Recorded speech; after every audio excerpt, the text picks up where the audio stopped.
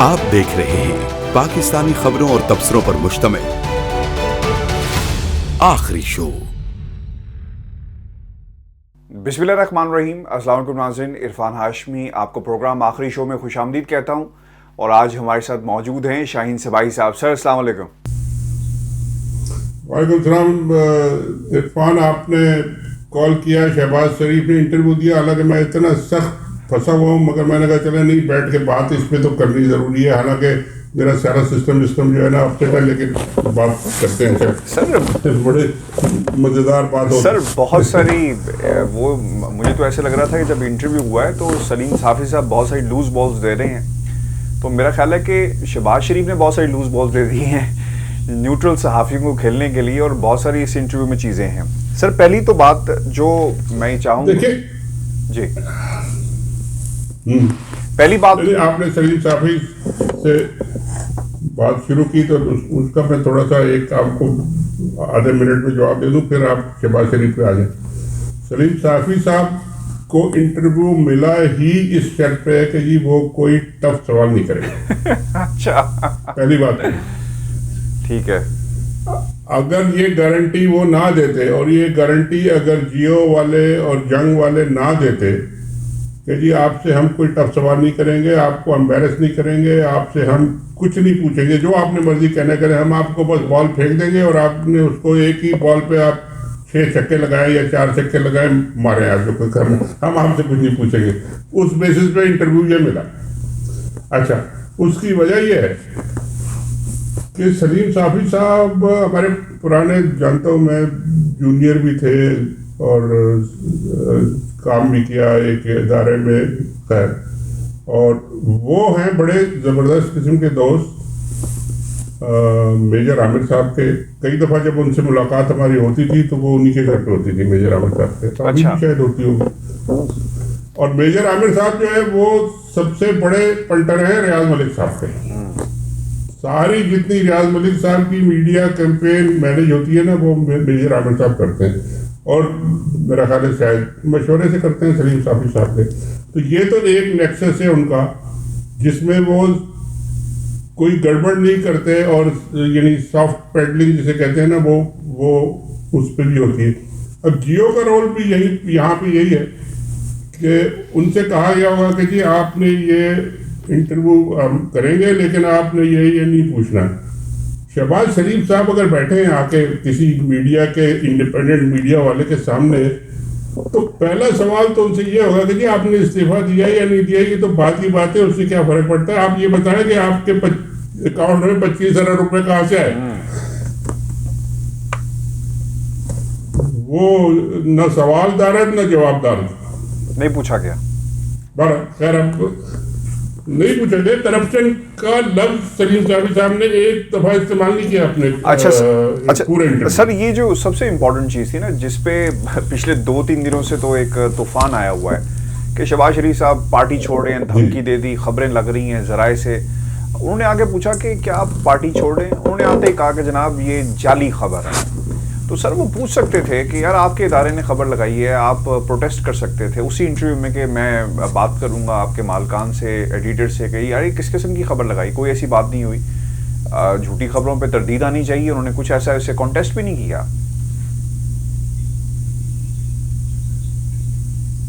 नहीं, वो इस वक्त शहबाज शरीफ साहब जो है ना, वो एक डबल माइंडेड और अजीब सी कश्मकश में है। वो ना वो कंट्राडिक्ट करने चाहते हैं किसी चीज़ को, जो खबरें छपती हैं वो खुद ही छपवाते हैं उनके लोग। ये भी है, उनके लोग खुद ही छपवाते हैं, उनके जो फेवरेट मीडिया है उसके थ्रू ही छपवाते हैं। यानी अभी जैसे बात हो रही थी कि जी वो पहली जो खबर सबसे आई थी, वो कोई जंग में कोई साहब रिपोर्टर उन्होंने दी थी कि जी उन्होंने ये कहा, और उसके बाद जो दुनिया में जो है वो सलमान गनी, क्या नाम है उनका, आपने बताया था अभी, जो प्रोग्राम करते हैं अयाज अमीर और इन सब के साथ, यार सलमान साहब, उन्होंने कोई खबर छापी।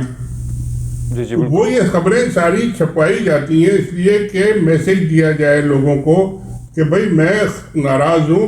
उनमें इतनी हिम्मत तो सलमान गनी साहब, इतनी जनाब सलमान गनी है या उस्मान गनी है? सलमान गनी, ये उन्होंने, ये आप बता रहे थे कि उन्होंने छापी थी दुनिया में खबर।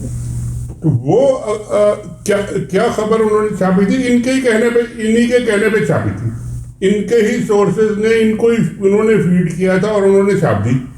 और इन्होंने ये मैसेज उनके थ्रू दिया कि जी मैं बड़ा नाराज हूँ और मैं बड़ा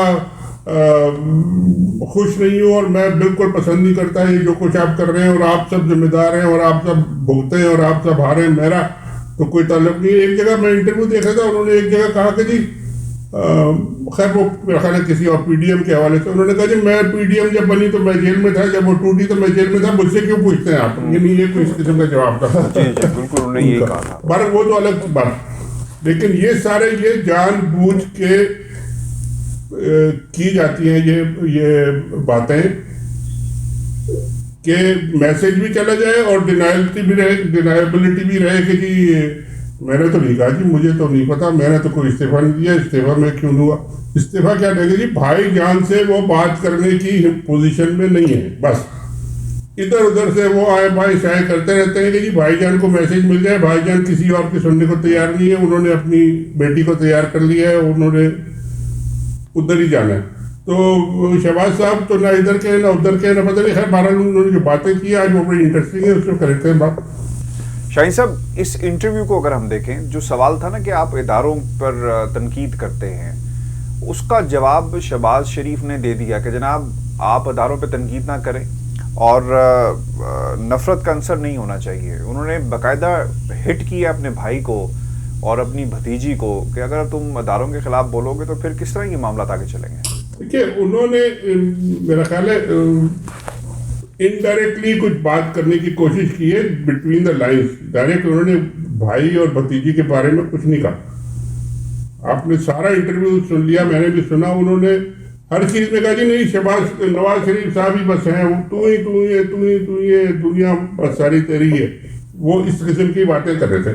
मगर ये जो बात उन्होंने की कि जी इदारों के खिलाफ बात की, इनकी तो सारी पॉलिटिक्स ही ये है कि जी मैं इदारों से जाके मिल रहा हूँ और मैं इदारों से बात कर रहा हूँ और मैं उनसे रिलीफ ले रहा हूँ और मैं आपकी जो है ना लॉबिंग कर रहा हूँ, आपको यहाँ से छुड़वा रहा हूँ।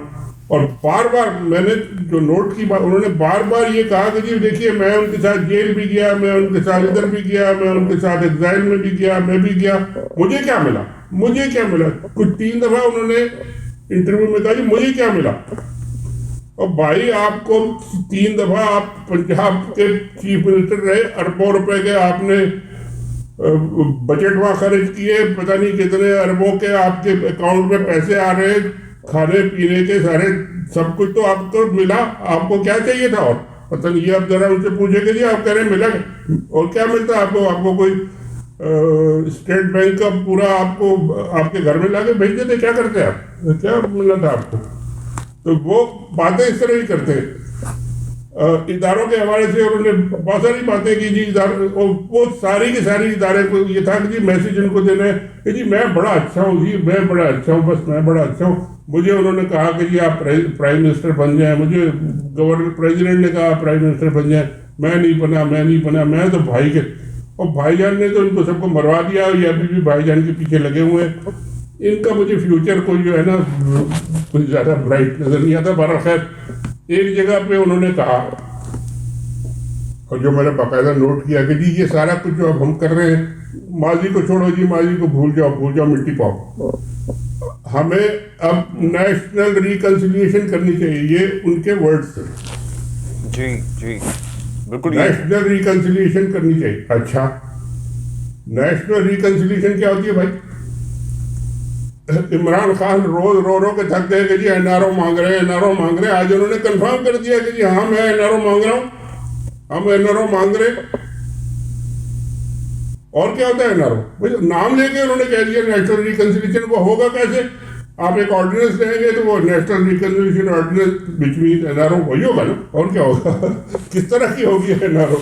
आप नेशनल रिकंसिलिएशन बिल ले आएंगे तो वो एनआरओ बिल हो जाएगा। तो मांग क्या रहे? मांग ये रहे कि जी हमें माफ कर दो, हमारी चोरी वोरी को भूल जाओ, हमसे कोई सवाल ना करो, हमें एक्सेप्ट कर लो और हम बस आपके साथ मिलके चलेंगे। बाकी ये पुरानी चीजें भूल जाओ और नवाज शरीफ को आने दो। एक दफा उन्होंने कहा कि जी वो चौथे दफा प्राइम मिनिस्टर बनने वाले थे। अल्लाह माफ करे भाई, 3 दफा भुगत चुके 2018 3 दफा पूरी कौम भुगत चुकी है, इनको भी 3 दफा से ज्यादा भुगत चुकी। अब ये चौथी टाइम के लिए बैठे हुए हैं, नारों मांग रहे हैं। तो इमरान खान की तो आज उन्होंने बात कंफर्म कर दी सारी कि वो कहता है कि जी इनकी तो और कोई बात ही नहीं है सिवाय इसके कि जी हाँ बस हमें एनआरओ दे दो। तो वो आज उन्होंने नाम लेके कह दिया कि जी नेशनल रिकंसिलिएशन किस बेसिस पे होगी भाई ये तो बता देना।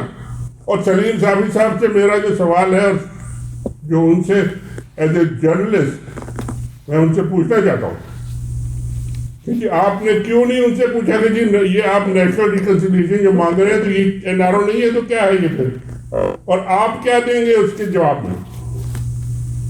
उसका एनआरओ जो आप मांग रहे हैं तो उसके एवज आप क्या देंगे? आपने कितने $बिलियन वापस लाने का प्रॉमिस किया कि मैं ये दे दूंगा और चलो इसको मिट्टी डाल देंगे। टका लाल देने को तैयार नहीं है, एक सवाल का जवाब देने को तैयार नहीं है। 25 अरब आ गए उसका इनको पता नहीं है, बेगम के अकाउंट में आ गए पता नहीं है, भाई भाग गए, बेटे भाग गए, सब भाग गए। और डार साहब का भी कोई उन्होंने एक सवाल कर दिया कि डार साहब नवाज शरीफ क्यों नहीं आते? उन्होंने कहा जी वो बीमार है। डार साहब क्यों नहीं आते? और जी वो भी तो जेल गए थे ना इसलिए वो भाग गए। और ये और ये भी कहा कि जी वो एक दफा जेल गए थे तो इसलिए भागना चाहिए। चलो ये भी हो गया। फिर उन्होंने कहा जी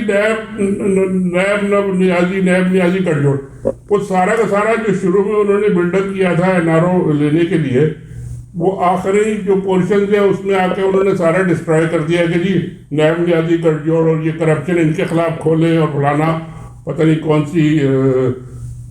कौन से केसेस वो ले आए और वो क्या ले आए, और हेलीकॉप्टर केस हेलीकॉप्टर केस इनके खिलाफ भी चले थे बहरहाल।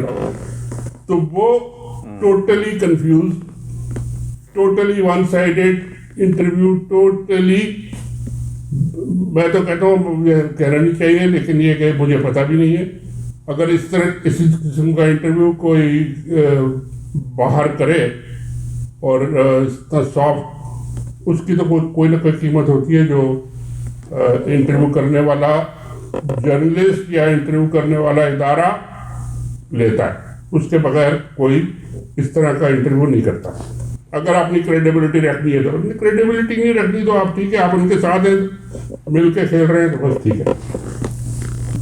अच्छा सर, इस इंटरव्यू में आपने कारगिल वाला पोर्शन अगर सुना हो तो ये कहते हैं कि जी मुझसे तो मुशावरत नहीं की गई, नवाज शरीफ साहब ये कहते रहे और उन्होंने बताया उन्हें, और फिर अमेरिका जाने की बात है, बिल क्लिंटन ने मिलना था तो फिर उन्होंने कहा कि जनाब मैंने मशवरा दिया कि आप आर्मी चीफ को साथ लेके जाएं मुशर्रफ साहब को। फिर कहते हैं कि एक समझदार बंदे ने कहा कि मत लेके जाना। तो सर ये समझदार बंदा कौन था और ये कारगिल की स्टोरी क्या है जिसको आज उन्होंने कौम के सामने कैश करने की कोशिश की?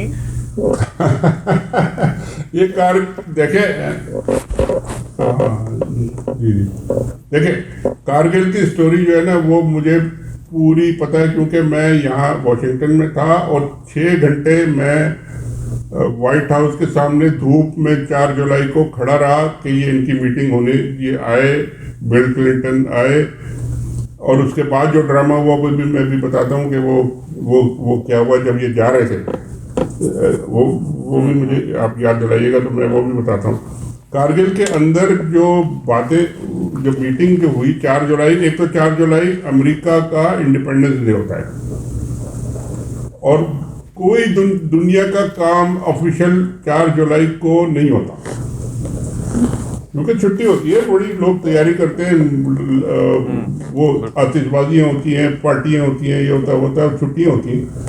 मगर इन्होंने ज़बरदस्ती करके कहा गया कि जी हम जाना है और आना है, और ये आ गए और बेगम बच्चों सबको लेके आए साथ। अच्छा, उस मीटिंग में इत्तेफाक की बात है कि हमारे एक बहुत करीबी दोस्त जो एम्बेसी में काम करते थे वो भी शामिल थे क्योंकि वो अरेंज कर रहे थे सारा, वो हैंडल कर रहे थे सारा अमेरिकन मीडिया को जिसने कवर करना था। कोई मीडिया तैयार ही नहीं था कवर करने के लिए, ये मैं आपको बता दूं। कोई मीडिया CNN ये वो कुछ तैयार नहीं थे कि जी 4 जुलाई को हम कुछ नहीं करते, आप जाए क्या कौन आ गया पता नहीं मीटिंग करने के लिए प्रेसिडेंट से। तो खैर वो उन्होंने बड़ी मुश्किल से तैयार किया। CNN की एक रिपोर्टर को, जो उनकी दोस्त थी, वो उनको एम्बेसी के थ्रू वो मीटिंगें करते रहते थे, उनको खिलाते पिलाते भी थे, तो उसको तैयार कर लिया उन्होंने कि जी आप कम से कम इस मीटिंग को कवर कर ले, एक तस्वीर ऐसी बना ले जो दोनों की आते हुए या जाते हुए या बैठे हुए हो जाए। क्लिंटन साहब ने मना कर दिया था कि इस मीटिंग की कोई तस्वीर नहीं बनेगी। पूरी अमेरिकन एडमिनिस्ट्रेशन ने कहा था कि ये मीटिंग कोई तस्वीर ऐसी कोई नहीं होगी। यानी ये तो मैं बाहर खड़ा हुआ था तो मुझे पता, तो ये हम सब बाहर खड़े हुए थे, कुछ गर्मी में दोपहर को 2-3 घंटे खड़े रहे। फिर उसके बाद पता चला कि जी ये निकल के जा रहे, खत्म हो गई मीटिंग, अब जा रहे। मैं अभी वो आपको बताता हूँ कि जो अंदर जो कहानी हुई वो तो अलग है। जब बाहर जा रहे थे तो ये नवाज शरीफ साहब से जो व्हाइट हाउस के सामने जो ब्लेयर हाउस है उसमें ठहरे थे। इनको मीटिंग वहाँ हुई थी, व्हाइट हाउस के अंदर नहीं थी, वो अक्रॉस द स्ट्रीट है। तो प्रेसिडेंट क्लिंटन वहाँ मिलने आए इनको, मगर है वो part of the white house. तो अंदर जब मीटिंग हुई, जो भी उसके अंदर वो बताऊंगा। जब बाहर निकलने लगे तो नवाज शरीफ ने कहा कि जी आए मैं आपको छोड़ दूं। एग्जैक्टली यही हुआ। उन्होंने कहा आए मैं आपको सी ऑफ कर दूं। उन्होंने कहा जी आप मुझे सी ऑफ कैसे कर रहे हैं, ये तो मेरा घर है, मैं सी ऑफ करूंगा आपको। अच्छा, तो वो सब लोग ये तैयार थे कि जी ये क्लिंटन साहब वापस चले जाएंगे white house cross the street, और फिर नवाज शरीफ साहब निकलेंगे और दोनों साथ निकले। खैर वो मैनेज ये हुआ कि जी वो दोनों साथ, तो उन्होंने कहा कि जी आप बुलाएं अपनी गाड़ी। तो नवाज शरीफ की गाड़ी बुलाई गई, वो आके लगी, हम लोग देख रहे थे, और दोनों वहां से निकल के आए। और that was the like 10 seconds footage जो कि सारी दुनिया में चलाई गई कि जी ये देखें दोनों मिल रहे हैं, बड़ी मीटिंग हुई है, और उसके अलावा कोई फुटेज नहीं थी। और उसमें क्लिंटन साहब ने उनको कहा कि जी खुदा हाफिज़, अब वो गाड़ी में बैठ गए। कोई किसी को प्लान पता ही नहीं था कि जी ये प्राइम मिनिस्टर यहाँ से निकल के कहाँ जाएंगे, और वो तो वहीं ठहरे हुए थे। तो वो उन्होंने जाके गाड़ी में बिठा दिया इनको, वो गाड़ी लेके चले गए। आगे सारे स्टाफ भी अंदर बैठा हुआ है, वो ड्राइवर को भी पता नहीं कि कहाँ जाना है। प्राइम मिनिस्टर साहब इधर उधर घूम रहे हैं अकेले गाड़ी में। ये हमारी मीटिंग है। उसके और जाके वो ये मीटिंग हुई थी। और वो जो जो जो होटल वॉशिंगटन का है उसमें वो उनको जाके गाड़ी ने वहाँ उतार दिया। वहाँ जब अंदर गए तो ना कोई मिलने वाला ना रिसीव करने वाला, लोग भागे। फिर एम्बेसी वाले सारे कहे कि जी ये क्या हो गया। खैर चलो वो वहाँ पहुँच गए। चलो वो तो एक अलग बात। अंदर की जो कहानी हुई उसमें सबसे इम्पोर्टेंट बात ये हुई कि नवाज शरीफ साहब ने कहा कि जी आप मुझे 1-on-1 एक मीटिंग दें, ये सारा स्टाफ का जो है ना इसको आप बाहर भेजें। तो क्लिंटन से उन्होंने कोई चार दफा कहा। क्लिंटन ने चारों दफा कहा कि जी आपको 1-on-1 नहीं मिलेगी, मेरा ये स्टाफ रहेगा यहाँ पे, और एक आदमी नोट्स लेगा ये पूरा। और उसके बाद जो वो नवाज शरीफ साहब तो परेशान हो गए। उन्होंने कहा जी अब मैं जो दिल की बात करने आया हूँ वो मैं क्या करूँ, इनसे कैसे करूँ, ये तो सारा का सारा इन्होंने मना ही कर दिया। खैर जो उन्होंने बात करनी थी कि जी वो मुशर्रफ साहब ने ये किया वो किया और हम अब चाहते हैं कि जी विड्रॉ करें, जो भी भारत उन्होंने पहले कहा कि जी आप अनकंडीशनल विड्रॉल का ऐलान करें, फिर उसके बाद बात होगी। खैर वो हो गया सारा कुछ। तो ये जो शहबाज शरीफ साहब कह रहे हैं कि जी मैंने मशवरा दिया था कि मुशर्रफ को ले जाओ, मुशर्रफ को ले जाने का तो सवाल ही पैदा नहीं होता था। उनके भाईजान तो वहां गए थे 1-on-1 मीटिंग के लिए, और वो मुशर्रफ को साथ लेके जाते तो उनका तो सारा गेम ही उलट गया था। और जो ये कह रहे हैं कि जी समझदार आदमी ने कहा, समझदार आदमी उनके भाईजान थे भाई, और उनके पीछे कोई चमचा उमचा भी होगा नीचे का, लेकिन ये कि असल तो वो थे। उन्होंने कहा जी ये शहबाज ये कह रहे मैं उसको लेके जाऊँ, ये इसके खिलाफ तो मैं जा रहा हूँ, इसको मैं हटाने के लिए, इसका तख्ता उलटने के लिए तो मैं वहाँ जा रहा हूँ कि जो मेरी मदद करें आप। और तुम मुझसे कह रहे हो कि इसको भी ले जाओ साथ, तो वो हो नहीं सकता था, वो नहीं हुआ। और ये स्पिन कर रहे हैं, ये सारी जो अब ये स्पिन जो थी, ये सलीम साबिर साहब को चाहिए था कि जी उसको पिन डाउन करते कि जी ये आप कैसी बात कर रहे हैं, कैसे क्यों हुआ। और अगर स्टडी करके आते हैं या होमवर्क करके आते हैं तो उनके बहुत बीच में ये आर्टिकल लिखे गए हैं सारे इस बात पे। एक हमारे एम्बेसी में जो उस वक्त मीडिया के इंचार्ज थे, उनका नाम है Malik Zahoor Ahmad. He was the incharge of the media for that meeting. और एम्बेसी में वो थे एम्बेसी में मीडिया के इंचार्ज थे पाकिस्तान एम्बेसी में। उन्होंने आर्टिकल लिखा न्यूज़ में, और ये सारी कहानी उन्होंने लिखाई कुछ 4-5 साल पहले, पूरी छपी हुई है ये कि जी ये इस तरह की बातें हुई और मैं मौजूद था। और उन्होंने बड़ी मुश्किल से पता नहीं क्या क्या उस CNN की रिपोर्टर को दे के ये अपनी वीडियो फुटेज जो 10 सेकंड की थी वो चलवाई। वो उनकी वजह से चली, वरना वो पता ही नहीं लगता दुनिया को कि ये कोई इनकी मीटिंग भी हुई है। और कुछ नहीं हुआ, उन्होंने आके कहा कि जी बस खत्म हो गया। उसके बाद सुने आप क्या हुआ, एक और इसके साथ का किस्सा। शाम को उन्होंने मैसेज भेज दिया कि जी मैं और मेरी बेगम साहब और बेटी जो है हम आपसे तस्वीर खिंचवाना चाहते हैं व्हाइट हाउस पे। तो वहाँ कोई प्रोग्राम नहीं था उसका, कुछ नहीं था, तो ज़बरदस्ती इन्होंने करी, बहुत शोर मचाया। तो सुबह को फिर नाश्ते पे इनको बुलाया गया और जाके ये मेरे ख्याल मरियम साहिबा और उनकी जो कुलसूम साहिबा और ये सब नाश्ते पे गए। वहाँ जाके तस्वीरें वो हिलरी क्लिंटन के साथ खींची गई, और वो भी ज़बरदस्ती सिर्फ तस्वीरें खींचने के लिए। और बाद में उसको कहा गया कि जी वो हमारी इतनी अच्छी मीटिंग हुई और ये हुआ और वो हुआ, देखें उन्होंने दोबारा बुलाया और ये किया। कोई बकवास कुछ भी नहीं हुआ, सिर्फ एक तस्वीर मरियम के लिए उनको पूरा व्हाइट हाउस को अपना प्रोग्राम चेंज करना पड़ा, बुला के तस्वीर खींच के 5 मिनट में बाहर करके भेज दिया। शाहीन साहब, ये कुछ चीज़ें बड़ी इंपॉर्टेंट इस इंटरव्यू में और भी निकली हैं, क्योंकि इन्होंने तो बहुत सारी लूज बॉल्स दे दी हैं हमें खेलने के लिए। अब वो ये कहते हैं कि अगर डील हो जाती तो आप वज़ीर आज़म होते और हालात डिफरेंट होते। इस्टेब्लिशमेंट की तरफ इशारा कर रहे थे कि ये यहाँ से डील नहीं हो पाई। जो सपोर्ट इमरान खान के पास है वो अगर आपके पास होती तो आज आप वज़ीर आज़म होते। और ये भी उन्होंने कहा।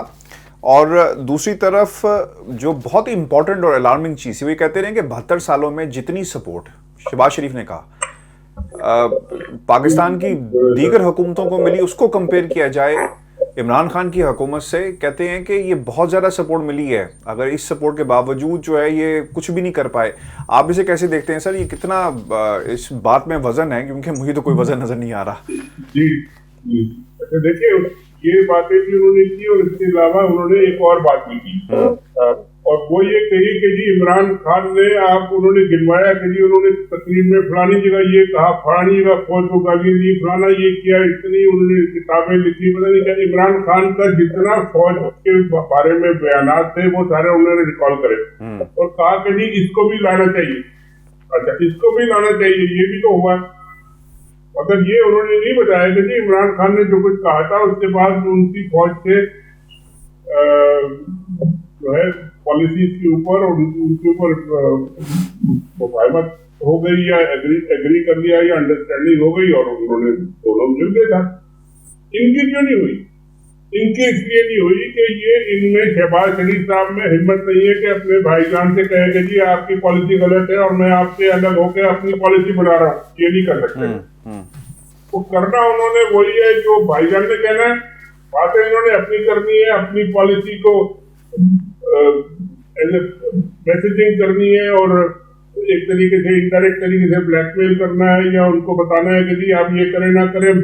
हत्ता के अब तो छोड़ दें, आप भाईजान को तो छोड़ दें, अपने को भतीजी से भी नहीं कोई बात कर सकते, उनके खिलाफ भी नहीं कर सकते।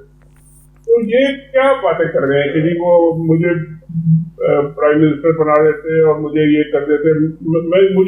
मैं आपको एक छोटा सा किस्सा बता देता हूँ। मैं गया था 2000 में इनके अप्पा जी से मिलने रायगढ़ जी। वहाँ उन्होंने मुशर्रफ का वो था पीरियड था शुरू का, तो उनके अब्बा जी ने मुझे खुद कहा कि जी यहाँ मुशर्रफ आके बैठता था और मुझसे बार बार कहता था कि जी ये शहबाज शरीफ को बना दो, ये नवाज शरीफ को निकालो, ये क्या। अब अंग्रेजी में वो कहते हैं, लेकिन ये कि उर्दू में पता नहीं क्या कहेंगे आप इसको, सफर कहते हैं, पर आप कह सकते हैं। तो इसको बना दो। अब्बा जी ने खुद मुझसे कहा, मैंने रिपोर्ट किया डॉन में, और उसमें मुशर्रफ बड़ा सख्त नाराज हुआ, मेरे साथ बड़ी लड़ाई हुई, पब्लिकली लड़ाई हुई। खैर वो तो छोड़ दो। अगर ये बात ठीक है कि वो इसके मुकाबले में वो कहते थे नवाज शरीफ बेकार है, मगर इनमें ये जो जो सुपर डुपर के थे वो तो जो भी था, ये बड़े सुपर और होते, इनमें इतनी हिम्मत नहीं थी कि वो आगे खड़े होकर कहते कि हाँ मैं लीडर हूँ। लीडरशिप इनमें नहीं है, लीडरशिप की क्वालिटी नहीं है, हिम्मत नहीं है।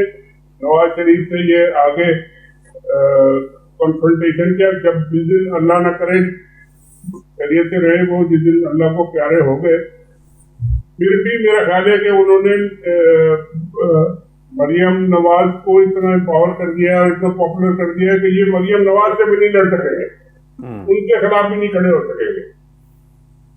तो ये कहना कि जी मुझे 3 दफा प्राइम मिनिस्टर किया गया और ये कहा गया और मैं जेल भी गया और मैं अटक भी गया और मैं सऊदी अरब भी गया, मुझे क्या मिला? बार बार उन्होंने कहा मुझे क्या मिला। और भाई तुम्हें क्या मिला? तुम किसी काबिल ही नहीं हो, तुम कोई अपने पैरों पे खड़े नहीं हो सकते। तुमको वो जो खैरात में मिल गया चीफ मिनिस्टरशिप, तुमको मिल गई 3 दफा पंजाब की, 25-25 हजार रुपए तुम्हारे अकाउंट में आ रहे हैं, और तुम्हें क्या चाहिए? सर ये शाहिद साहब ये जो साहब को पूछना चाहिए एक और इंटरव्यू में, बिल्कुल पूछना चाहिए सर। ये जो इम्पोर्टेंट बात थी ना, एक और भी कही कि इंसान गुस्से, जब कहा ना कि आप फौज को बुरा भला कहते हैं, अदारों को क्रिटिसाइज करते हैं, उन्होंने कहा कि यार जज्बात में गुस्सा आ ही जाता है। सर किस तरह इसको लिया जाए? जज्बात क्या कहते हैं कि आप पाकिस्तान के इदारों के खिलाफ बात करना शुरू कर दें? बिल्कुल ठीक है, उन्होंने ये बात बिल्कुल ठीक है। तो चले, अगर उनको गुस्सा आ जाता है तो उन्होंने ये बातें कर देते हैं। तो भाई जब प्रेसिडेंट मुशर्रफ हो फौज का, उसको भी तो जज्बात में गुस्सा आ जाता है, वो निकाल के बाहर फेंक देता है आपको, तो फिर आप कोई शिकायत करते हैं। बिल्कुल सही कहा आपने। जज्बात की बात है, जज्बात में तो बहुत कुछ रहता है यार। तो उन्होंने मुशर्रफ साहब को आपने निकाल दिया उन्होंने, क्योंकि वो भी जज्बात में आ गए थे। ठीक है। अच्छा सर, इसमें एक और जो बात कही कि मेरी उम्र 70 साल हो गई है, अब आपको क्या लगता है सर? ये बड़ी इंपॉर्टेंट बात उन्होंने कही, उनकी उम्र 70 साल होगी। नजर आ रहा है कि अगर सियासत की वरासत को तकसीम ना किया गया आज उनकी मौजूदगी में, क्योंकि नजर आ रहा है अगले 5 साल इमरान खान को दोबारा मिल गए, तो फिर सर इस जमात का सफाया पंजाब से होगा और सिंध की तरफ जो है अब वो पीटीआई चढ़ दौड़ी है। वो तो खैर इमरान खान साहब भी अब 60 में तो वो भी है। तो ये पॉलिटिक्स में 60-70 जो है ना, वो कोई इतनी उम्र नहीं होती। आपको याद होगा कि वो मलेशिया के जो आए थे 80 और 90 में वो थे आगे का, दोबारा आगे थे। तो पॉलिटिक्स में आपको फैसले करने होते हैं, आपको एक डिसीजन लेना होता है, बाकी लोग काम करते हैं सारे, वो तो ठीक है। अगर 70 साल के अगर ये शहबाज साहब हो गए तो नवाज शरीफ साहब पता नहीं कितने बड़े हैं, उनसे 2, 4, 5 साल तो बड़े होंगे, यही पता।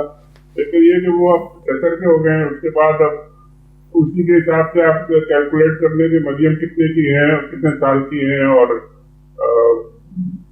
लोग तो कहते हैं कि जी वो नानी तो है, वो ज़ाहिर है। सब हमजा शहबाज साहब जो है उनके बारे में लोग कहते हैं कि जी वो 3 शादियां उन्होंने की हैं या पता नहीं कितनी की हैं, वो भी अब काफी उम्र के। ये विरासत जो है ना, ये अब मेरा ख्याल है कि ये अब आस्ता आस्ता खत्म हो रही है। क्योंकि एक पीपल्स पार्टी का जो दौर है विरासत का, वो जरदारी साहब जब तक हैं वो रहेगा, उसके बाद फिर वो उनका भी काफी ये पांचा होगा। और यहाँ पे यही होगा कि जब तक नवाज शरीफ साहब जिंदा है कोई कुछ नहीं कर सकता, और वो लड़ाई करेंगे तो लड़ाई होगी, और मुकायमत तो वो करने वाले नहीं है। तो ये इनका हाल सबका बुरा रहेगा, और इनमें से बहुत सारे लोग छोड़ के चले जाएंगे अगर इलेक्शन आ गया तो। सर ये बिल्कुल ठीक कह रहे हैं। इसमें एक और इम्पोर्टेंट बात, लास्ट क्वेश्चन एंड देन हम जो है उसके कंक्लूजन की तरफ जाएंगे। जी जी सर आपको नहीं आज लगा एक तासुर मिला बॉडी लैंग्वेज के शहबाज शरीफ ने अपने आप को द मोस्ट सुटेबल कैंडिडेट के तौर पे प्रेजेंट किया है कि जनाब मैं मोस्ट सुटेबल कैंडिडेट हूं, उधर भी भाईजान के पास भी, लंदन में भी, यहाँ पे भी, और पाकिस्तान के ताकतवर हलकों के सामने भी। और इमरान खान को सर कोई खतरा है शहबाज शरीफ से, आपको लगता है?